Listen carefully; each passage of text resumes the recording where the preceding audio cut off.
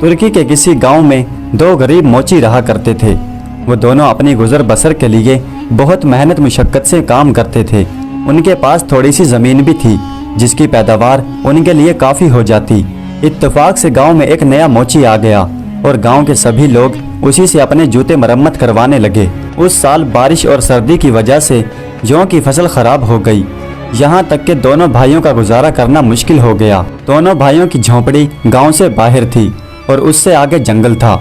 सख्त बर्फबारी की वजह से दरख्तों पर बर्फ जम चुकी थी। उनकी झोंपड़ी के बाहर एक दरख्त गिर पड़ा था। दोनों भाइयों ने दरख्त को काटा और उसकी लकड़ी की आग जलाई। फिर वो दरख्त के खोखले तने को उठाकर झोंपड़ी में ले गए और उस पर बैठकर आग तापने लगे। उसके साथ ही उन्हें एक कोयल के कूकने की आवाज़ सुनाई दी और उसी वक्त एक कोयल दरख्त के उस खोखले तने से निकलकर सामने जाकर मेज पर बैठ गई। दोनों भाई उस कोयल को देखकर बहुत हैरान हुए, लेकिन उस वक्त उन्हें और ज्यादा हैरानी हुई जब कोयल ने इंसानी जुबान में उनसे कहा, ये कौन सा मौसम है? शाकिर ने कहा, ये सर्दी का मौसम है और बर्फबारी हो रही है। कोयल बोली, ओह, आग की तपिश की वजह से मैं समझी कि गर्मी का मौसम आ गया है। वैसे भी तुमने मेरा घर और घोंसला खराब तो कर ही दिया है, इसलिए गर्मियों के आने तक तुम लोग मुझे अपने पास ही रखो और मेरे लिए इस खोखले दरख्त का तना ही काफ़ी है। जब गर्मियों का मौसम आएगा तो मैं अपने सफ़र पर रवाना हो जाऊंगी और वापसी पर तुम्हारे लिए कोई ना कोई तोहफा ज़रूर लाऊंगी जिससे तुम्हारी मुसीबतें कम हो जाएंगी। शाकिर बोला, मैं तुम्हारे लिए एक घोंसला बना देता हूँ। तुम शौक से हमारे साथ रह सकती हो और गर्मियों के आने तक तुम आराम से वहाँ रहो। तुम्हें भूख भी लग रही होगी, इसलिए मैं अपने हिस्से की आधी रोटी तुम्हें देता हूँ। कोयल ने रोटी खाई और पानी पिया और फिर शाकिर के बनाए गए घोंसले में जाकर सो गई।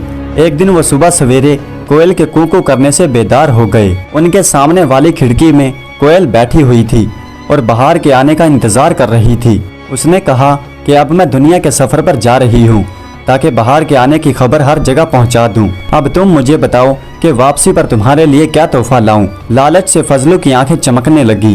वो बोला कि तुमने दुनिया का कोना कोना देखा हुआ है, तुम मेरे लिए कोई बड़ा सा हीरा या कीमती मोती ले आओ ताकि हमारी मुसीबतों का दौर खत्म हो जाए। कोयल बोली कि मुझे हीरे मोतियों का तो पता नहीं, ये चट्टानों में छुपे होते हैं और मोती समंदर की तहों में होते हैं, इसलिए उनका निकालना मेरे बस में नहीं है। यहाँ से बहुत दूर एक कुआं है जिसके किनारे पर दो दरख्त खड़े हैं। उनमें से एक दरख्त सुनहरी दरख्त कहलवाता है क्योंकि उसके पत्ते सोने के हैं और दूसरा पत्ता जैतून का है जो हमेशा हरा भरा रहता है।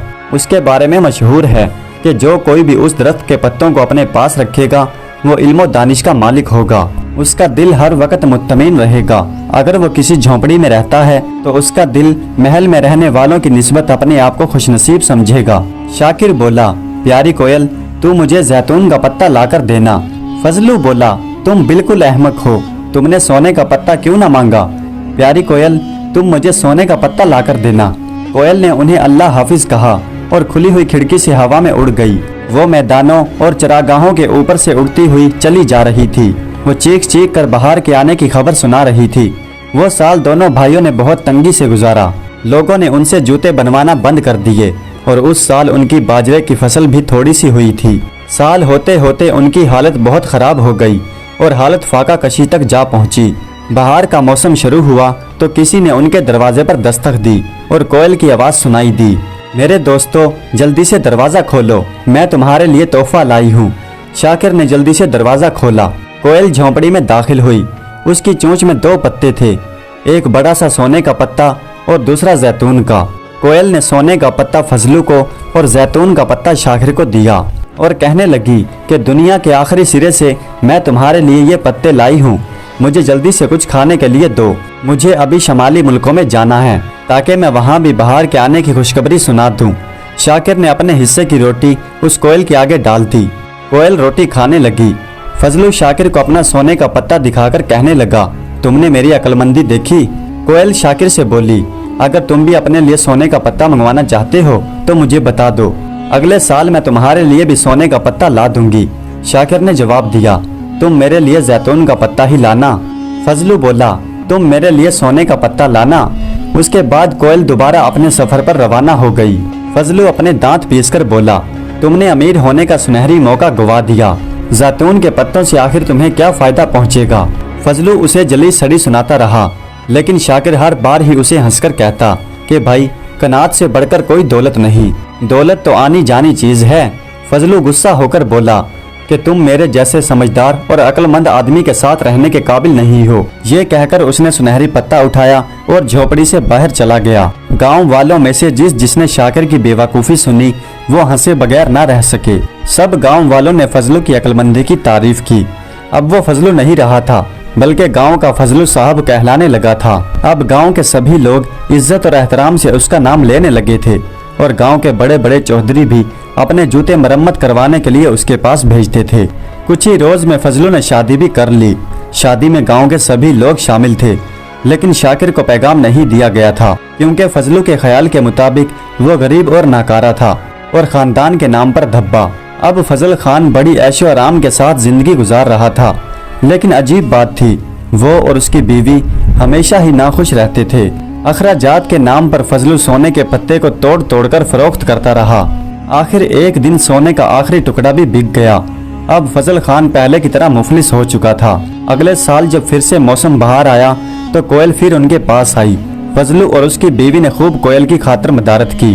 वो उसके लिए बहुत सी चीजें लेकर आए, लेकिन कोयल ने उनकी तरफ कोई तवज्जो ना दी। वो कहने लगी कि मैं गरीब शाकिर के घर की रूखी सूखी रोटी खाना पसंद करती हूँ। इसी तरह न जाने कितने साल गुजर गए। फजलू सोने के पत्ते लेता रहा और शाकिर जैतून के पत्तों पर कनात करता रहा। एक दिन उस मुल्क का बादशाह शिकार खेलते खेलते वहाँ पर आ निकला। वो बहुत परेशान और उदास रहता था। उसका बेटा नजीरुद्दीन हमेशा नाफरमानी करता रहता था और वजीर उसके खिलाफ शिकायतें करते रहते थे। शुमाली इलाके में बगावत हो चुकी थी और मुल्क में अफरा तफरी फैली हुई थी। इन बातों ने बादशाह का सुकून और चैन बर्बाद कर दिया था। अचानक बादशाह की नजर शाकिर पर पड़ी। वो फटे पुराने कपड़े पहने हुए था और उसके चेहरे से लगता था कि वो कई दिनों से भूखा है, लेकिन फिर भी वो बहुत मुत्तमीन और खुश नजर आता था। बादशाह को यह देखकर बहुत हैरानी हुई। शाकिर ने कहा कि बादशाह सलामत, कनात ही सबसे बड़ी दौलत है। जिसे कनात की दौलत मुयस्सर है उसे ना कोई परेशानी है और ना कोई गम। बादशाह को शाकिर की बातें बहुत पसंद आई और वो काफी देर तक उसके पास रहा। उस वक़्त तक बादशाह के जहन से सारी परेशानियां जाती रही। बादशाह का शाकिर के पास आने और उसकी वजह से उसकी परेशानी दूर हो जाने की बात दूर दूर तक फैल गई। लोग अपनी अपनी परेशानियां और फिक्र लेकर शाकिर के पास आते और वो उनकी परेशानियों के हल बता देता। फिर लोग खुशी खुशी अपने घरों को चले जाते। अमीर लोग उसे दौलत देते और गरीब लोग उसे ढेरों दुआएं देते। अब शाकिर भी अच्छी खासी जिंदगी गुजारने लगा था। एक दिन बादशाह ने शाकिर को अपने पास बुलाने के लिए एक सिपाही को भेजा। सिपाही उसकी झोंपड़ी पर पहुंचा और बादशाह का हुक्मनामा दिखाकर बोला, बादशाह सलामत ने तुम्हें याद फरमाया है। शाकिर कहने लगा कि कल बहार का पहला दिन है और सूरज निकलने से पहले मैं कल कहीं नहीं जा सकता। सिपाही शाकिर की झोंपड़ी के पास ही ठहरा रहा। अगले दिन कोयल आई और उसने जैतून का पत्ता शाकिर के हाथ में थमा दिया। शाकिर ने कोयल से कहा कि प्यारी कोयल, बादशाह ने मुझे महल में तलब फरमाया है, क्या तुम मुझसे मिलने के लिए महल में आया करोगी? कोयल बोली कि ऊंचे ऊंचे महल हकीकत में ये कैद खाने होते हैं। यहाँ नफरत, अदावत, लालच और आपस के झगड़े हैं। मैं तुमसे मिलने के लिए वहाँ ना आ सकूंगी। तुम इन जैतून के पत्तों की हिफाजत करना और अपने से कभी जुदा ना करना। कोयल ने रोटी का टुकड़ा खाया और बोली, अब तुम मुझे इजाजत दो, अल्लाह हाफिज। शाकिर को कोयल की जुदाई से बहुत रंज हुआ और उसने जैतून के पत्ते चमड़े के कुर्ते के अंदर सिए। फिर वो ये कुर्ता पहनकर सिपाही के साथ बादशाह के महल की तरफ रवाना हो गया। जब शाकिर महल में दाखिल हुआ तो सारे दरबारी उसे देखकर आपस में चेम गोइयां करने लगे कि आखिर बादशाह ने इस मामूली से आदमी में क्या बात देखी है जो उसे महल में बुला लिया। जब बादशाह के वजीरों ने मोची से बात की तो उसके जोहर खुलने लगे। शहजादे, अमीर और दरबारी जिसने शाकिर से बातें की उनके दिल का बोझ हल्का हो गया। दरबार में ऐसी तब्दीली आई जो पहले कभी नहीं आई थी। लोग आपस की रंजिशें भूल गए। उनके दिलों के हसद, रकबत और नफरतें दूर हो गए। बादशाह ने शाकिर के लिए एक कमरा मुंतखब कर दिया और बादशाह के तख्त के पास शाकिर की एक कुर्सी रख दी गई। वजीरों ने शाकिर की खिदमत के लिए उसके सामने बहुत से तोहफे पेश किए। वैसे तो बहुत से दरबारियों ने उसे बहुत से कीमती कुर्ते भी दिए, लेकिन मोची ने वो अपना चमड़े का कुर्ता पहनना ना छोड़ा। महल के सभी लोगों ने इस बात को बहुत नापसंद किया। बादशाह ने कहा कि तुम ये कुर्ता किसी फकीर को क्यों नहीं दे देते। शाकिर ने बादशाह से कहा कि अली जा, महल में दाखिल होने से पहले मेरे पास यही लिबास था और ये कुर्ता पहनने से मेरे अंदर तकब्बुर और गरूर पैदा नहीं होता। बादशाह को शाकिर का ये जवाब बहुत पसंद आया और उसने महल में ऐलान किया कि आज के बाद कोई भी शाकिर को उसके कुर्ते के मुतालिक कोई कुछ नहीं कहेगा। अगले साल कोयल फिर आई और अब की बार वो फजल खान के लिए सोने के 2 पत्ते लाई, क्योंकि शाकिर के लिए जैतून का पत्ता लाने की जरूरत नहीं रही थी। फजल खान ने सोने का 1 पत्ता फजूल खर्चियों में ख़त्म कर डाला। उसकी बीवी ने कहा कि आखिर हम कब तक तंगी की ज़िंदगी बसर करते रहेंगे? तुम्हारा भाई शाकिर कैसे शाहाना ज़िंदगी बसर कर रहा है। मैं तो कहती हूँ कि तुम भी अपना बोरी बिस्तरा समेटो और महल का रुख करो, वो तुम्हें कहीं न कहीं जगह दे देगा। फजल खान ने अपना सामान लपेटा और सोने का पत्ता भी सामान में संभाल कर रख लिया और फिर वो दोनों सफर के लिए रवाना हो गए। वो काफी देर चलते चलते एक घने जंगल में पहुंच गए। वो दोनों बिल्कुल थक चुके थे। फजल खान की बीवी बोली, तुम तो बिल्कुल अकल से पैदल हो, तुमने सफर के लिए किसी सवारी का इंतजाम क्यों न किया? आखिर ये सोना हमारे किस दिन काम आएगा? फजल खान ने रुमाल खोलकर सोने का वो पत्ता देखा। एक चालाक बुढ़िया बहुत देर से उनका पीछा कर रही थी। वो एक दरख्त के पीछे छुपी हुई थी। उसने उनकी सब बातें सुन ली और फिर पत्ते की झलक भी देख ली। वो दरख्त के पीछे से निकली और चापलूसी के साथ बोली, आले कदर नवाब साहिब और मोहतरमा बानो साहिबा, कनीज का सलाम कबूल फरमाइए। फजल की बीवी ने कहा कि तुमने कैसे जाना कि हम नवाब हैं? बूढ़ी बोली, आले कदर, आपकी शक्ल ही से ये अंदाजा हो जाता है कि आप खानदानी नवाब हैं। जनाब, क्या आप मुझे अपनी मेजबानी की इज्जत बख्शेंगे? बूढ़ी ने उनकी ऐसी खुशामद की कि दोनों उसके फरेब में आ गए। वो दोनों भूखे प्यासे तो थे ही और उन्होंने बूढ़ी औरत की दावत कबूल कर ली। बुढ़िया ने अपनी थैली खोली और कहा, जनाब, आपने आज तक बहुत आला आला किस्म के खाने खाए होंगे, लेकिन आज मेरा ये सादा सा खाना भी खाएं। सरकार, मक्खन की लगी हुई रोटी और आम का अचार हाजिर है। फजल खान और उसकी बीवी ने पेट भरकर खाना खाया। फिर बुढ़िया ने उनके सामने शरबत पेश किया। उसमें कोई नशा आवर चीज छुपी हुई थी। उसे पीते ही दोनों की आंखें बंद होने लगी। जल्द ही वो नवाबी के ख्वाबों में पहुंच गए और नवाबों के ख्वाब देखने लगे। बुढ़िया के 2 बेटे टूटू और गोली थे। वो बुढ़िया के साथ ही रहते थे। फजल और उसकी बीवी सो गए तो बुढ़िया ने चीख कर कहा, ए अहमको, कहाँ मर गए?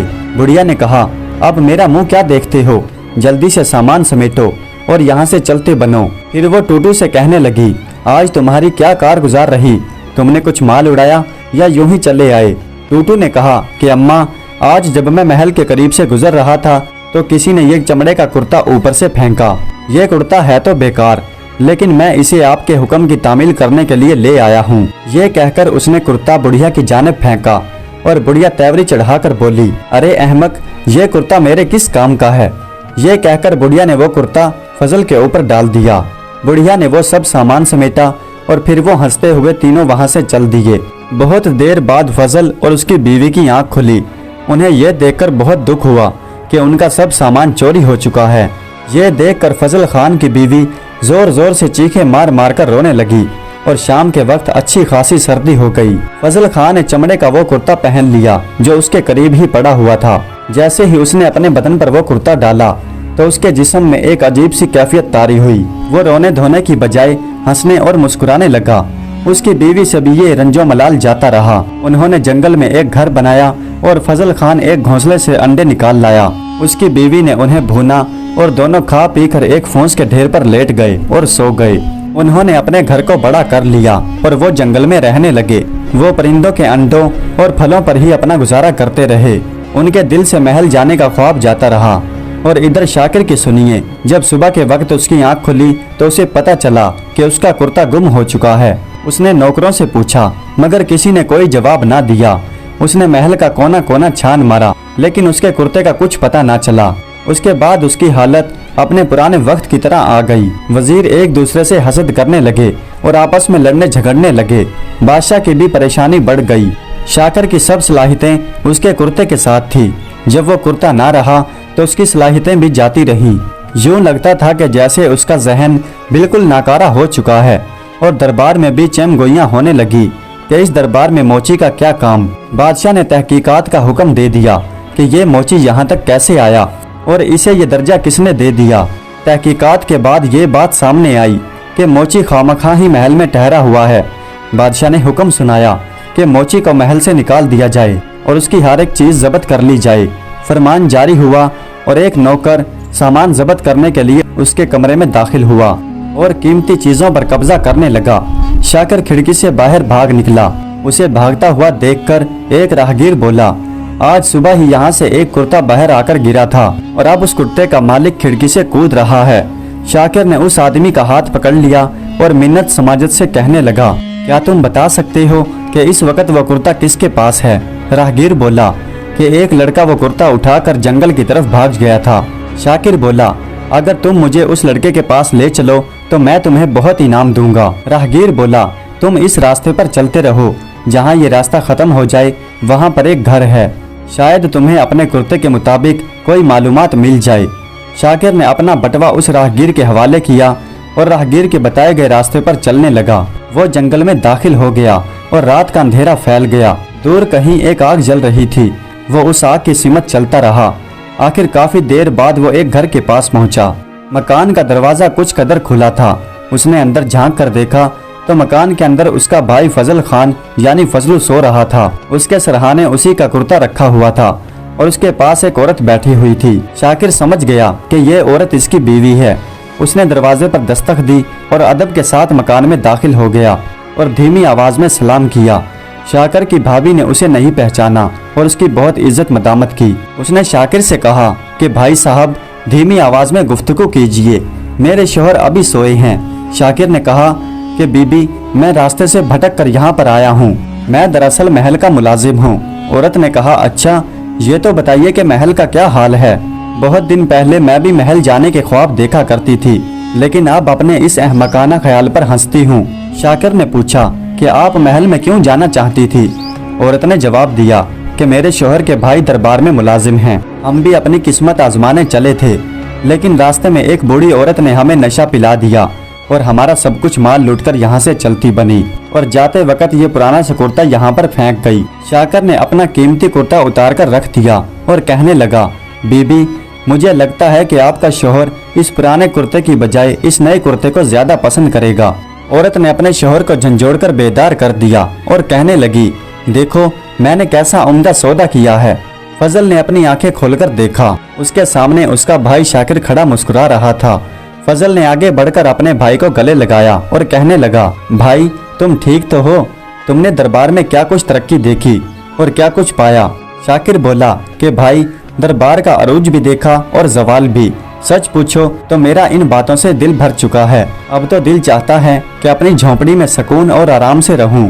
फजल और उसकी बीवी भी उसके साथ चलने पर राजी हो गए और दोनों भाइयों ने एक बार फिर से अपना काम संभाल लिया। और मौसम बहार शुरू होते ही कोयल अब भी उनके पास आती और उन दोनों भाइयों के लिए ही जैतून के पत्ते लाती। प्यारे दोस्तों, ये कहानी आपको कैसी लगी? कमेंट्स में अपनी राय का इजहार जरूर कीजिएगा। हमारे चैनल को सब्सक्राइब कर दीजिएगा